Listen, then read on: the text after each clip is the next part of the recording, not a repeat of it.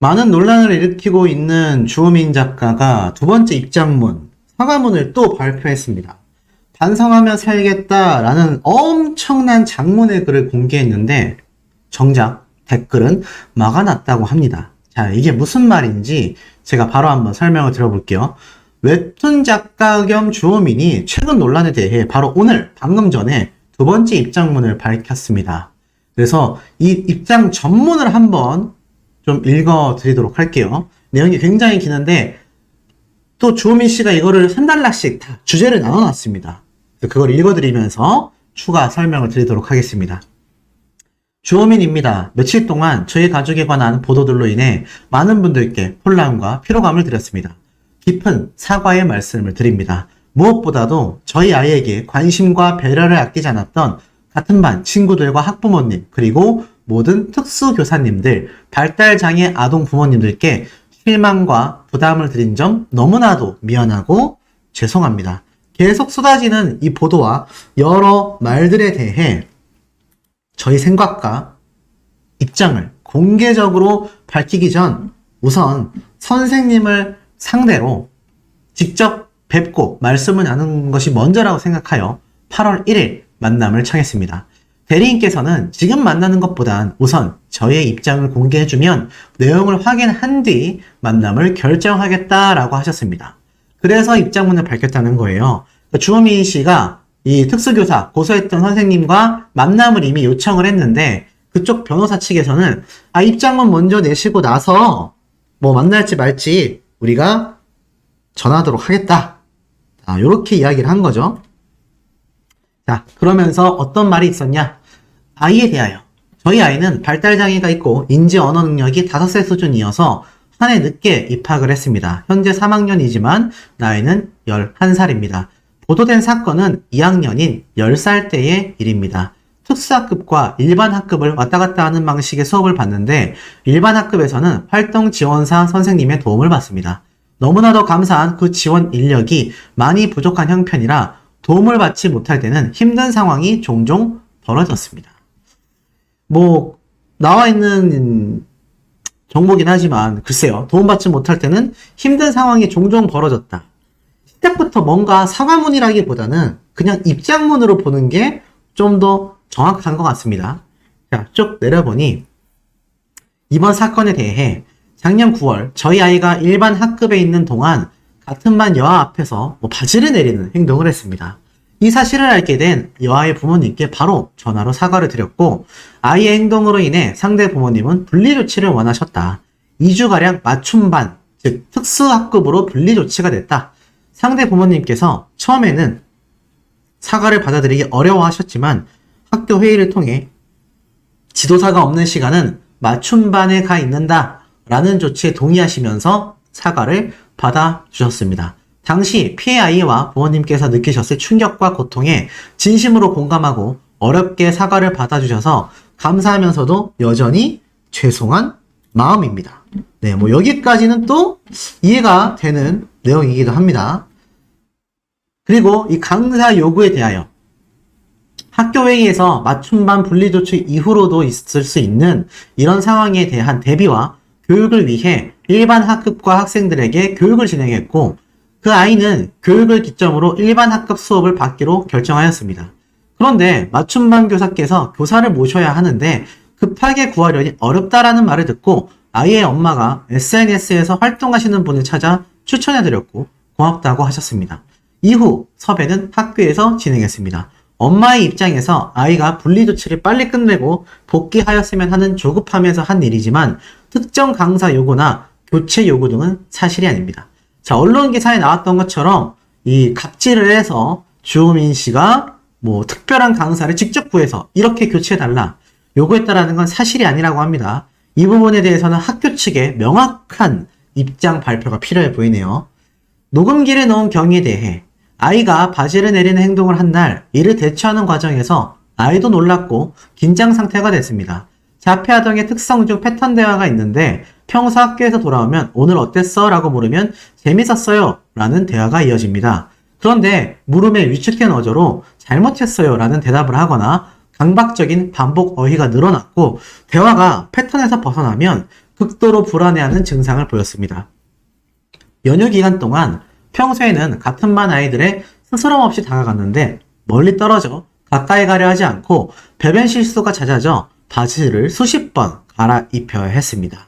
그러다 다시 등교하는 날 등교 거부 반응을 강하게 보이는 아이를 보고선 행여 내가 알지 못하는 이유가 있나? 무척 걱정이 되기 시작했습니다. 또래보다 인지력이 부족하고 정상적인 소통이 불가한 장애 아이인지라 부모가 없는 곳에서 불안 증세를 일으키는 어떤 외부 요인을 경험했다면 그것이 무엇인지 알아서 빠르게 교정하고 보호해줘야 하는데 그것을 확인할 수 있는 다른 방법이 빠르게 떠오르지 않았습니다. 그간 어린이집이나 특수학교의 사건들에서 녹음으로 사실을 적발했던 보도를 봤던 터라 이것이 비난받을 일이라는 생각을 당시에는 미처 하지 못했습니다. 어떤 보도나 반응에서도 녹음 행위 자체에 대한 문제 제기를 보지 못했기 때문에 다른 선택지를 생각해야 한다라는 사실 자체에 생각이 이르지 못했습니다. 이상 행동이 계속되어 딱 하루 녹음기를 가방에 넣어서 보냈고 불안 증세를 일으키는 어떤 외부 요인이 있는지 확인을 했는데 그 하루 동안의 녹음에서 충격을 가누기 어려운 말들을 듣게 됐습니다. 아이의 부적절한 행동을 교정하려 노력했고 그러면 다시 일반 학급에도 갈 수 있다고 가르쳐왔던 저희는 교사가 아이에게 너는 아예 돌아갈 수 없다, 친구들과 어울릴 수 없다 단정하는 말도 가슴 아팠지만 그것이 이 행동을 교정하면 돌아갈 수 있다는 사실을 엄하게 가르쳐 훈육하려는 의도의 어조가 아니라 다분히 감정적으로 너는 못 가! 라며 단정하는 것이라 충격을 받았습니다. 감정적인 어조의 말들에서 교사는 아이의 이름 대신 야, 너를 반복적으로 사용해 이것이 훈육의 차원이 아니라는 판단을 할 수밖에 없었습니다. 또 아이가 불안해할 때 익숙한 노래가 흥얼거리는 상동 행동이 있는데 그럴 때 그딴 말 하지 마! 라고 말하기도 했습니다. 가장 힘들었던 대목은 아이에게 너 싫다고, 나도 너 싫어, 정말 싫어 이것을 반복하며 말하는 부분이었습니다. 녹음에서 아이는 침묵하거나 반사적으로 뇌를 반복하며 그 말을 받아내고 있었습니다. 비로소 아이의 이상 행동들이 이해가 됐습니다. 그 당시 부모의 처지에서 그 녹음을 들었을 때 들었던 생각은 아이를 이 교사와 분리해야 한다는 것 하나였습니다. 이것이 학대가 아니다 하는 생각 이전에 아이를 감정적으로 대하는 게 분명하게 느껴지는 교사에게 더구나 특수학급이라는 상황에서 계속 보낸다는 생각은 할 수가 없었습니다. 이게 맞을까요? 제가 앞선 영상에서 분명히 한번 전달해 드렸습니다. 이 특수교사님의 녹취 이미 공개가 됐죠? 싫다, 너 싫다. 근데 그것조차도 이런 아동들에게는 인지 능력 자체가 굉장히 낮기 때문에 이것을 좀 더 명확하게 인지시켜주기 위해서 야, 너 라는 단어, 직접적으로 싫다, 좋다, 안 된다 이런 강압적인 이야기를 한다라고 제가 말씀을 드렸습니다. 그런데 한 가지 더 흥미로운 건 제가 말씀드렸던 사실 중에 이 지금 주호민 씨의 사태 여기에 대해서 33년간 관련 업무를 해온 전문가가 주호민의 고소교사 이거 절대 잘못된 게 아니다 라는 의견서를 제출한 겁니다. 학대로 보기 어렵다라는 의견서가 나온 건데요. 바로 나사렛대의 류재현 교수님의 이야기를 잠깐 인용해서 제가 좀 설명을 드려보겠습니다. 33년 경력의 교육자입니다. 그리고 발달장애 선별의 필수 검사 도구를 개발하는 등 특수교육 분야 권위자로 꼽히는 분입니다. 의견서가 무려 12장이에요. 결론은 주호민 작가 측이 제출한 방금 앞에 말씀드린 녹취록은요. 절대로 안 좋은 행위라고 보기 어렵다라는 겁니다. 핵심 쟁점은 두 가지라고 말하고 있어요. 교사가 학생에게 고약하다. 그리고 반에 못 간다. 라고 말한 부분입니다. 우선 교수님은요. 고약하다라는 표현은 받아쓰기 교재를 따라 읽는 과정에서 사용됐다라는 점에 주목했습니다. 교사가 임의로 꺼낸 말이 아니라는 거죠. 문제는 해당 학생의 반응인데요. 정서적인 모욕을 느낀 정황, 예를 들면 화를 막 낸다거나 침묵했다 이런 흔적이 없었다라는 겁니다. 그리고 너야, 너를 얘기하는 거야 라는 교사의 말에도 학생은 즉시 네 라고 대답하여 이것은 잘못된 걸로 인식한 정황이 없었다라는 겁니다. 쉽게 말해서 아무리 발달장애 학생들이라 할지라도요. 자신에게 선생님이 감정적으로 너 싫어, 너 잘못됐어, 엉망진창이야 라고 미워하는 마음이 느껴진다면 아이는 분노하거나 발작 증세가 나올 수도 있다라는 부분입니다. 굉장히 좀 의견이 달라지고 있죠. 교육하는 학습장에 명확하게 있었다. 그리고 고약하다라는 표현도 잘못된 게 아니다. 학생의 문제를 가르치기 위해서 그 상황을 회상시켜서 이 아이의 문제를 교정하기 위한 의도가 충분히 있었다. 특히 너희 반에 못 간다라고 말한 것도 전후 맥락을 보면 문제가 없었다. 학생에게 왜 못 가? 라고 묻자 학생은 자신이 바지를 내린 일에 대해 대답했습니다. 단호하고 명확한 질문 몇 마디로 의미 있는 훈육을 했다라는 겁니다. 이 과정에서 불필요한 잔소리도 없었고 지켜보는 사람이 없는 수업 내내 존대어를 유지한 점도 전혀 나쁜 의도와 연결짓기 어렵다라는 겁니다. 다만 해당 학생이 정서적 모욕감을 드러내지 않았다라는 해석에 대해서는 사건 당일부터 불안한 반응과 두려움을 표현했다라는 이 주호민 씨의 주장과는 딱 상대적으로 대치가 되는 거죠.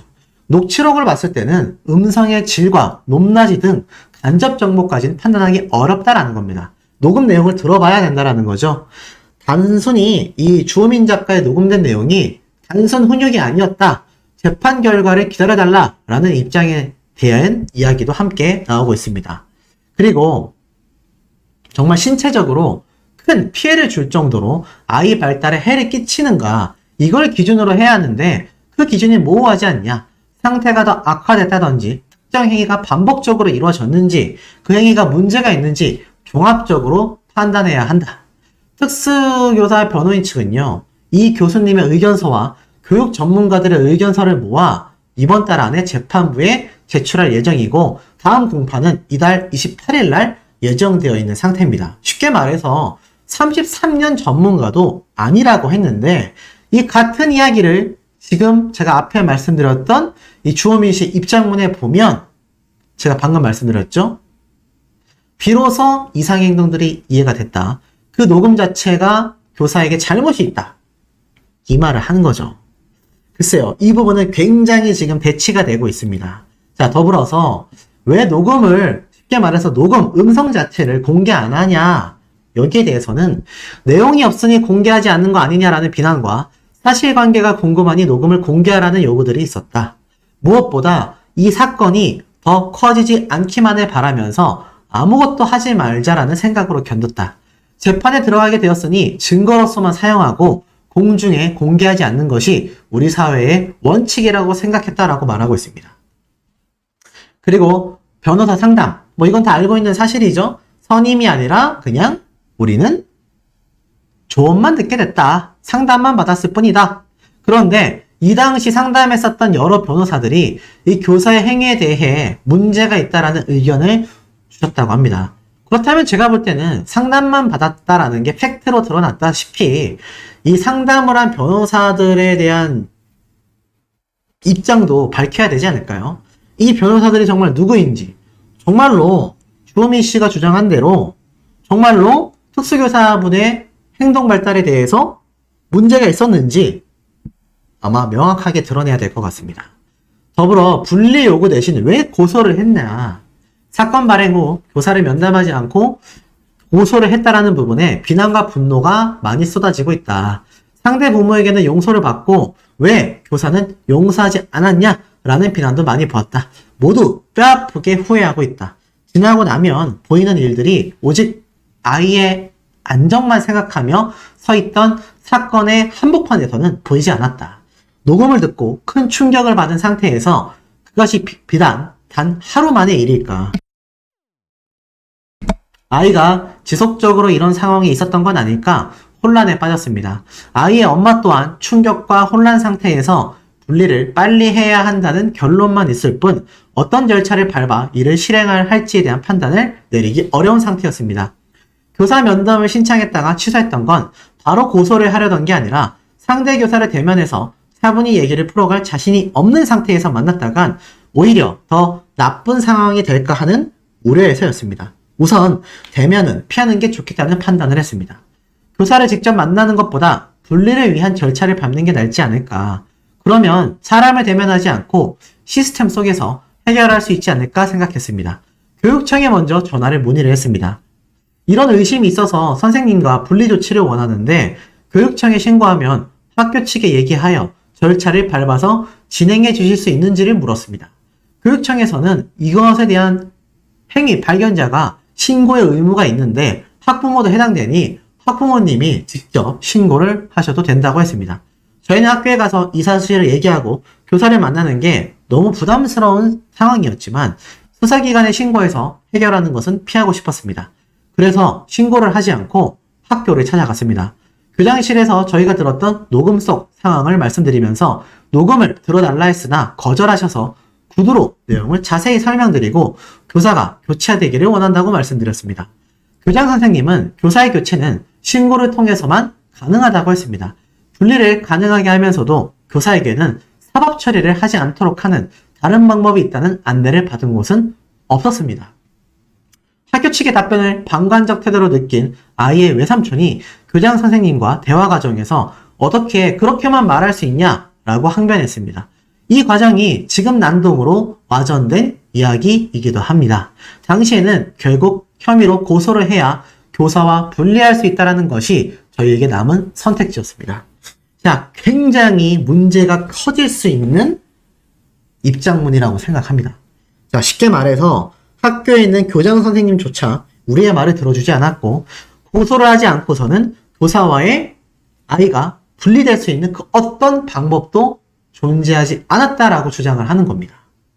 그리고 교장실에서 녹음에 대한 내용은 교장님이 들으려고도 하지 않았고, 자, 그렇다면 이 교장 선생님의 입장문도 필요하겠죠. 정말 만에 하나라도 전혀 다른 입장문이 교장 선생님을 통해서 나오게 된다.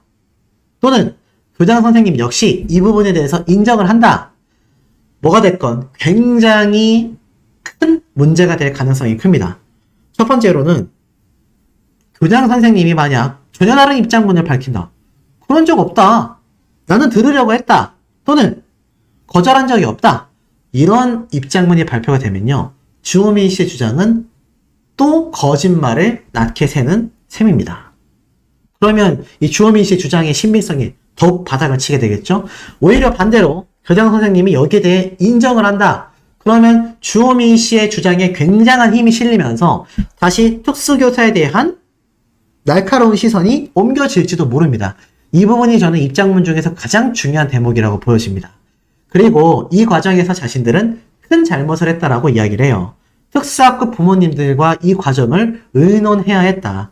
그날의 녹음 속에는 저희 아이 이외에 다른 아이를 향한 감정적 비난의 말도 담겨져 있었지만 녹취를 3자에게 공개하는 것은 위법이다 라는 말도 들었고, 이를 공개하면서 무언가를 시도하면 학부모들이 교사를 몰아내는 모양이 될 것 같았고, 저희는 그런 걸 원한 게 아니었기 때문에 그러한 사정들로 인해 말을 할 수 없었다. 확대시키지 않고 저희의 문제만 빨리 해결하려고 했을 뿐이다. 시간이 걸리더라도 다른 부모님들과 사건을 공유하고 해결책을 찾아야 했는데 섣부르고 어리석은 생각이었다. 저희는 빠르게 특수교사가 대체되기를 희망했지만 특수교육 쪽은 특히나 인력이 너무 부족한 상황이라 교사를 구하기가 어려웠습니다. 교육의 공백이 길어지면서 다른 부모님과 아이들에게 많이 힘든 상황이 벌어졌습니다. 이에 대한 분노와 원망은 당연한 것이라 저희가 달게 받아들이고 있습니다. 아이들과 부모님들께 정말 죄송합니다. 서로 의지하던 사이인 부모님들과 상의하지 못한 점 죄송합니다. 앞으로도 계속 사죄드리고 반성하면서 살겠습니다. 자, 두 번째 녹음. 자, 이 두 번째 녹음 자체를 많은 분들이 공분을 터뜨렸다라고 말하고 있습니다. 작년 9월 이후 아이는 학교에 제대로 등교하지 못했습니다. 다른 대안학교를 알아보았으나 여의치 않아 다시 원래 학교로 돌아왔는데 아이의 등교를 함께 해준 활동지원사께서 아이가 수업에 집중을 못해 반 밖으로 데리고 나가 단둘이 개인 교습을 해주었다고 하셨습니다. 순간 9월에 있었던 녹음 속 상황이 바로 떠올랐습니다. 자폐아와 단둘이 있다는 부분에서 아이 엄마로서는 다시 두려움이 일었고 하지 않았어야 할 행동을 했습니다. 담임 선생님과 활동지원사님과 저희 아이 셋이 있었던 화장실 안에서 두 분이 녹음기를 보게 되었습니다. 학교의 구성원들이 저희를 호의적으로 볼 수 없는 상황인지라 아이를 둘러싼 환경이 어떨지 두려움이 컸습니다. 숙고하지 못하고 충동적으로 부끄럽고 어리석은 선택을 했습니다. 믿기 어려우시겠지만 충동적인 단 한 번의 행동이었고 아이 엄마 스스로도 끔찍하게 느껴 바로 폐기했습니다. 담임 선생님과 활동 지원사님께 사죄드리며 다시는 이런 일이 없을 것임을 약속했습니다. 두 분은 저희 아이와 저희 모두에게 진심 어린 애정으로 대해주셨습니다. 이에 대해 치러야 할 대가가 있다면 언제까지든 치르겠습니다. 정말 죄송합니다. 자, 고소 이후 상황에 대해서 저희는 선생님이 처벌받고 직위 해제가 되기를 바랬던 건 아니었습니다. 당시에는 어리석게도 막연히 이렇게 고소를 하게 되면 중재가 이루어지고 문제가 해결될 거라 믿었습니다. 고소를 하게 되면서 신고와 고소를 분리해서 생각하지 못했습니다. 학교에 신고를 해도 수사기관에 바로 넘기는 시스템이라 학교가 학부모에게 신고를 권한 상황이니 고소를 하게 되었고, 고소를 한다고 해서 바로 직위해제가 되는 게 아니라 혐의가 인정되어 기소력으로 결정이 되면 가능하다고 들었습니다. 저희의 경우 수사와 기소 결정이 예상보다 신속하게 이루어져 직위해제가 되었습니다.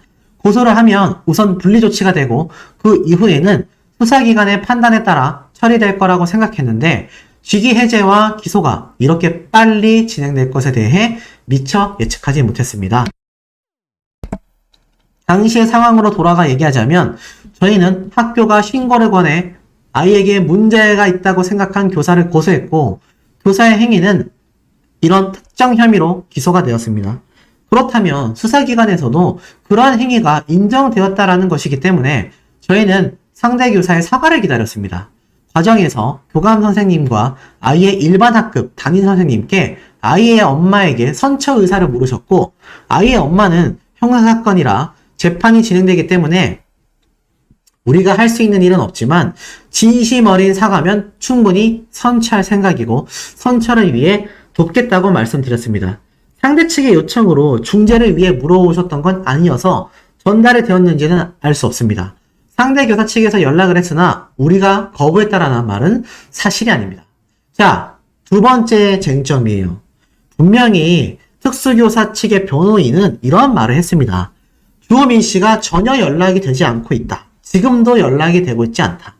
그런데 주호민 씨는 상대 교사 측에서 연락했는데 우리가 거부했다? 이건 전혀 사실이 아니다. 자, 둘 중에 한 측은 무조건 거짓말을 하고 있다라고 판단이 됩니다. 누구의 거짓말인지는 알 수 없지만 이게 정말 거짓말인 것이 확정이 날 경우에는요, 굉장히 심각한 문제로 번지게 될 가능성이 매우 높다라고 보여집니다. 자, 그리고 재판 상황에 대해서 기소 이후 재판이 2번 진행됐습니다.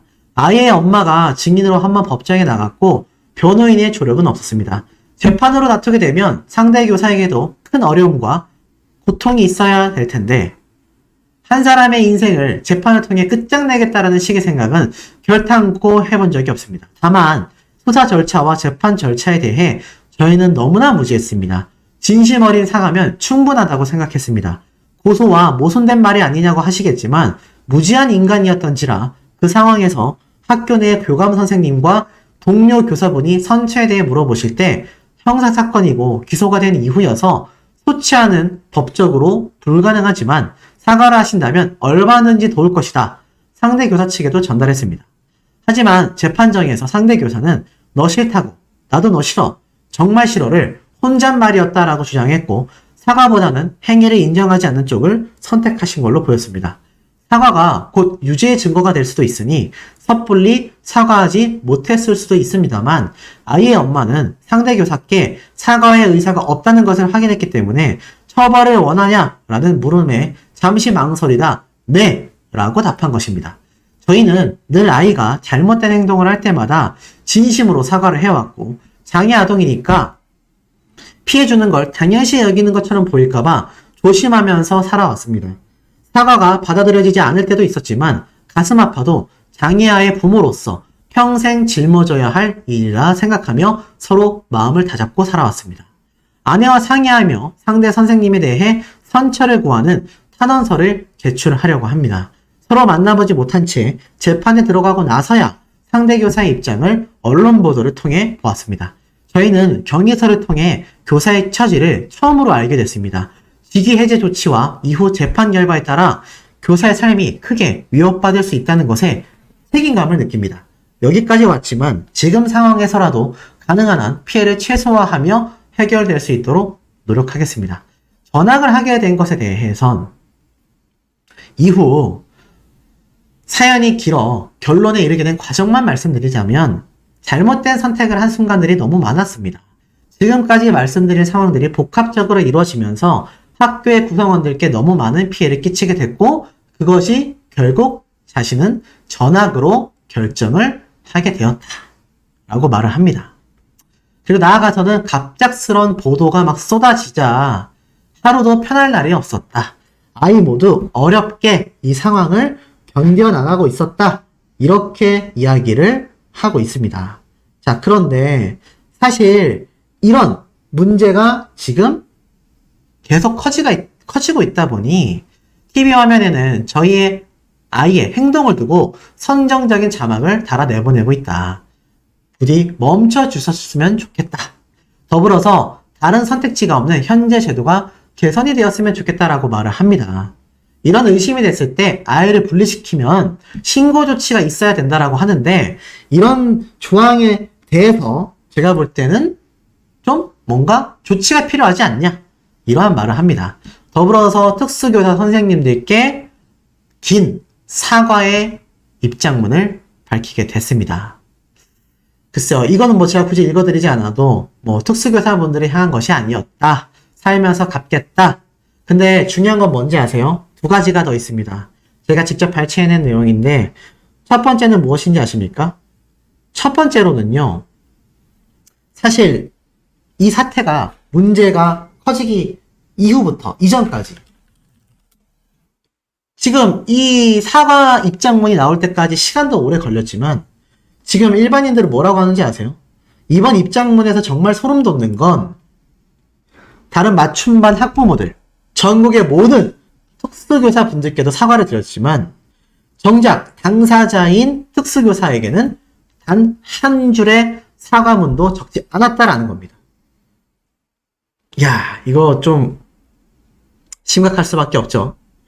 자, 그리고 나아가서는 이런 입장문에 대해서 이 주호민 씨가 사실 여기 맨 처음에 있었던 여기 보이시죠? 맨 처음에 있었던 이 댓글을 막았어요. 자, 들어가서 보면 이게 주호민 씨가 남긴 입장문입니다. 주호민 씨 유튜브 채널에 올린 입장문입니다. 댓글을 눌러보면 이제 댓글이 풀렸어요. 그런데 보이시죠? 수정이 됐습니다. 수정이 됐습니다. 야, 요게 좀 심각한 부분 아닐까요? 댓글이 수정이 됐어요. 자, 그리고 나아가서는 지금 여기 보면은 이 댓글이 수정되기 이전에는요, 여기 기사의 내용처럼 댓글이 막혀 있었습니다. 그런데 이걸 풀자마자 댓글이 벌써 1000개가 넘게 달리고 있습니다. 변호사 자문을 받았는데 일이 될 줄 몰랐다는 것도 신기하네요. 본인이 문제라고 생각하는 교사의 워딩은 구체적으로 자세하게 하나하나 적었으면서 외삼촌의 행동은 항변이라고 표현하는 게 진짜 너무 어이가 없다. 저번 입장문에서는 아이의 모든 행위를 돌발 행동이라고 뭉뚱그려 표현하는 버릇이 여전하다.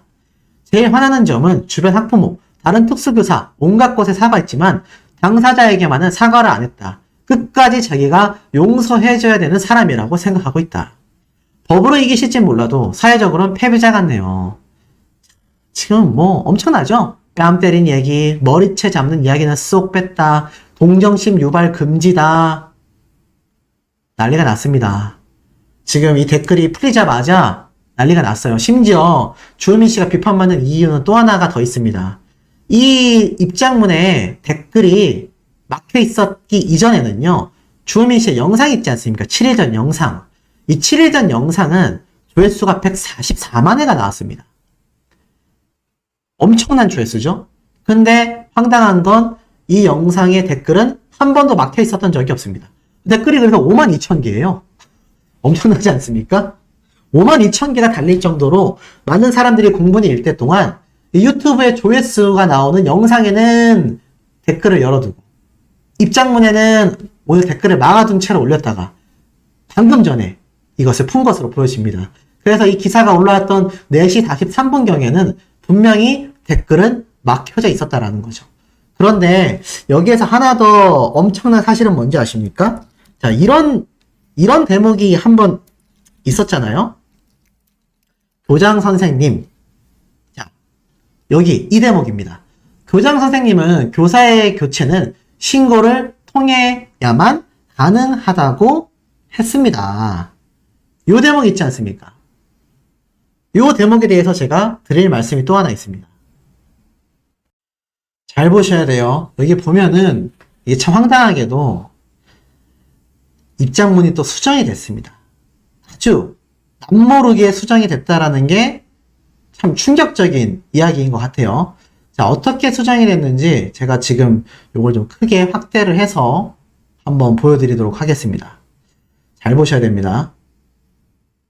자, 여기 보면요. 수정 전에는요. 그래서 저희가 신고를 하지 않고 학교를 찾아갔습니다. 교장실에서 저희가 들었던 녹음 속 상황을 말씀드리면서 녹음을 들어달라 했으나 거절하셔서 구두로 내용을 자세히 설명드리고 교사가 교체되기를 원한다고 말씀드렸습니다. 교장 선생님은 교사의 교체는 신고를 통해야만 가능하니 신고를 하시라고 했습니다. 신고를 하시라고만 하는 학교 측의 답변. 자, 이 부분 노란색으로 명확하게 보이시죠? 근데 이것이 얼마 지나지 않아 이렇게 수정이 됐습니다. 교장 선생님은 교사의 교체는 신고를 통해야만 가능하다고 했습니다. 그러니 이거 왜 바꿨겠습니까? 신고를 하라고 했다.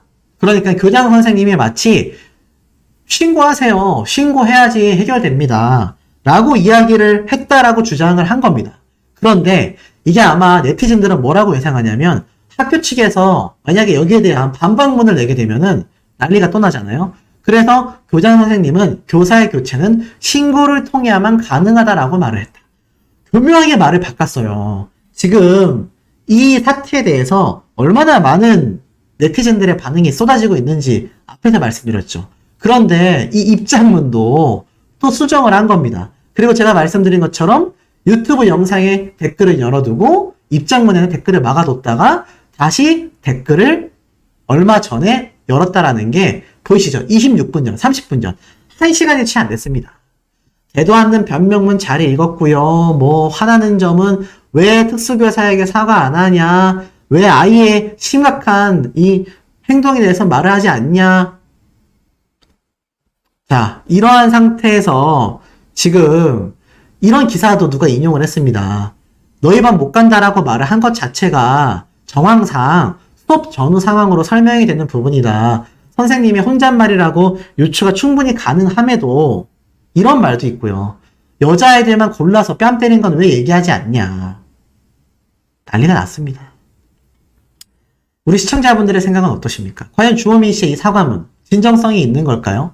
과연 이 주호민 씨의 사과문으로 인해서 여론이 다시 뒤집어질까요? 주호민 씨는 정말 많은 분들에게 진심 어린 사과를 하고 있는 게 맞을까요? 많은 의견 달아주시면 감사하겠습니다.